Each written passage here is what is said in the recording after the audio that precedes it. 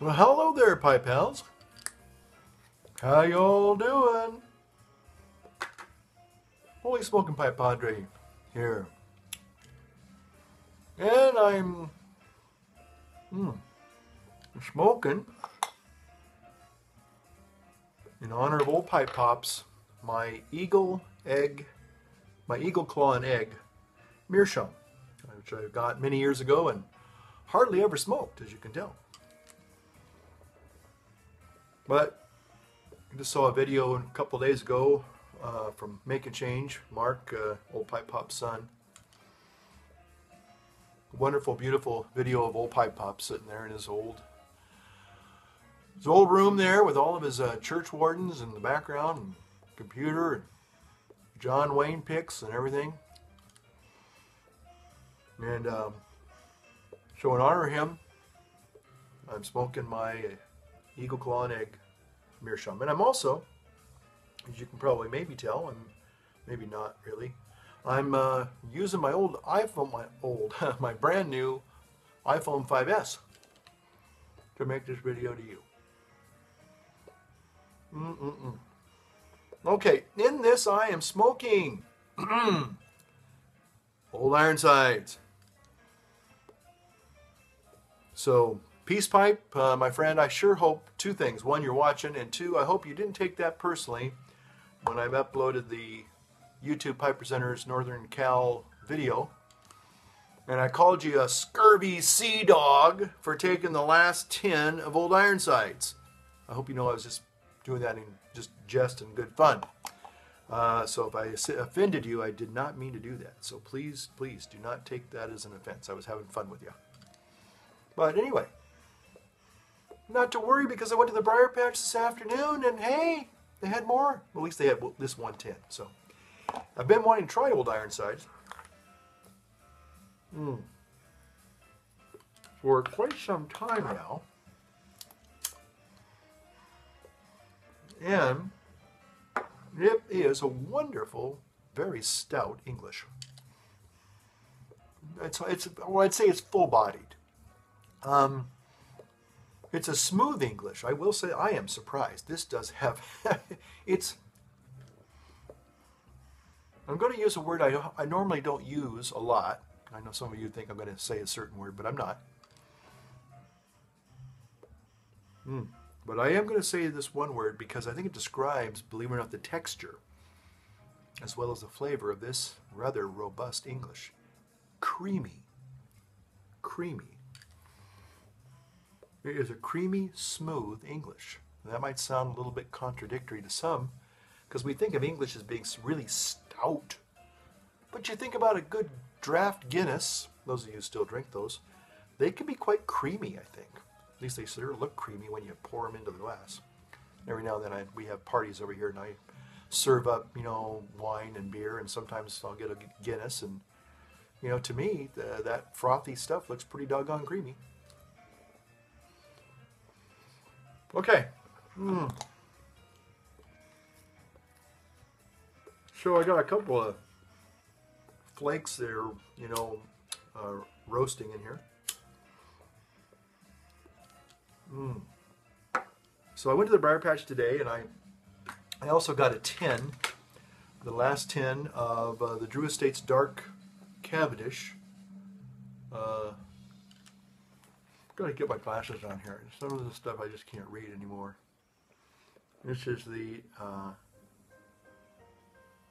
wait a minute. This is another one. I thought that said Dark Cavendish. Got the completely the wrong one. This is Central Park Stroll. Oh man. Anyway, I didn't open it, but oh well. I thought that was the Dark Cavendish. I asked the guy for the Dark Cavendish, and that's well. Yeah.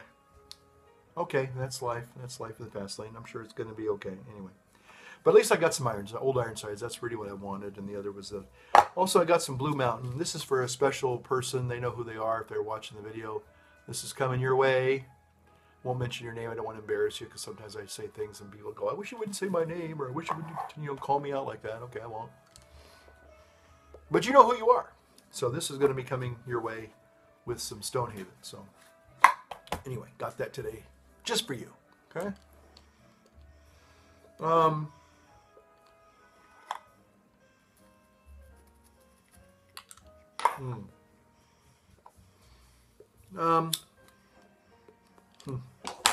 One of the tobaccos that I have been enjoying lately, and I want to talk a little bit about this one, is Escudo. And I like Escudo a lot. I am impressed, greatly impressed, that this is almost a 2-year tin, maybe even a little bit older, and it still has retained its freshness as if it was opened on the very first day. It won't last much longer, okay? So I have been going through systematically and enjoying this every few days. The only problem is I discovered to my shock and my horror that although I really like Escudo and it tastes great, it's not a tobacco you want to smoke and then have interactions with other human beings. I found out that it causes a great halitosis to such an extent that when I walked in the door to the office the other day after smoking a bowl of this, my secretary quickly plied me with lots of mints. Not refresh mints, but breath mints. So I realized that Escudo is quite odorific or whatever. Let's just say your breath is pretty rank after you smoke that. So there's two things you can do. One, you can become a hermit and live on a desert island and everything will be okay. Or you have to choose your times wisely when you're probably not going to be around other human beings, unless they're going to be smoking a bowl alongside you, and then it doesn't matter.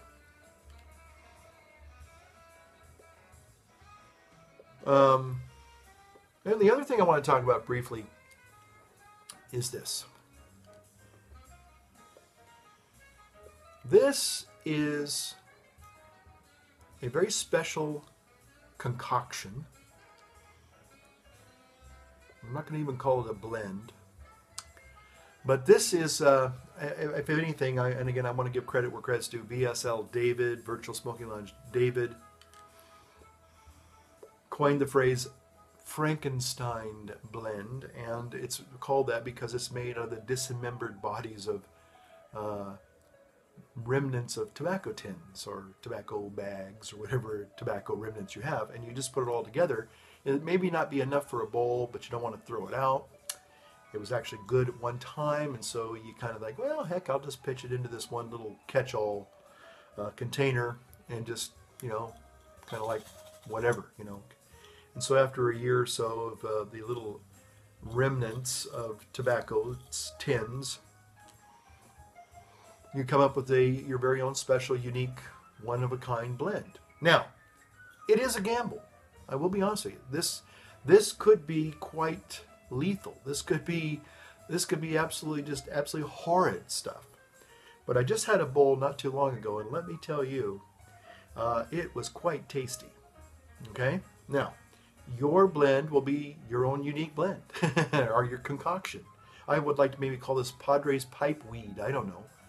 But I'll tell you what.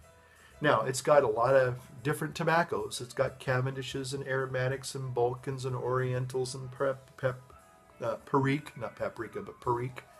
It's got Latakia. It's got all sorts of Virginias and Burleys.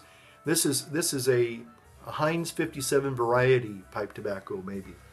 And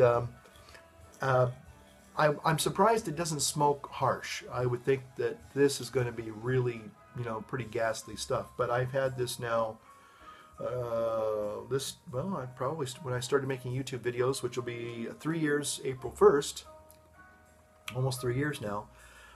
This has been collecting on a very special shelf next to me.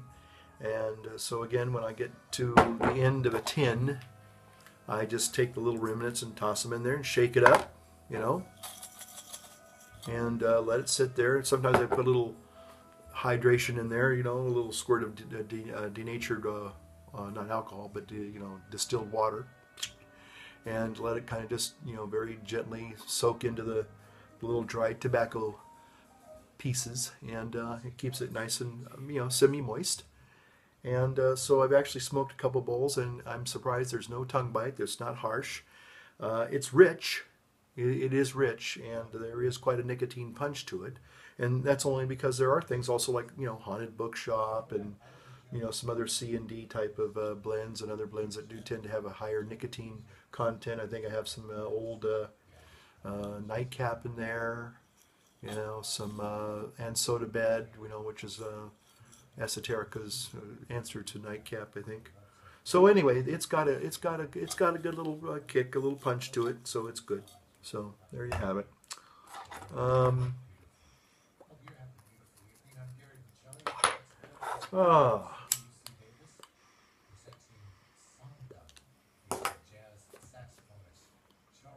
So anyway, I want to say, take this moment just to say quickly that I want to say thank you all of you who very positively responded to my little making gains video.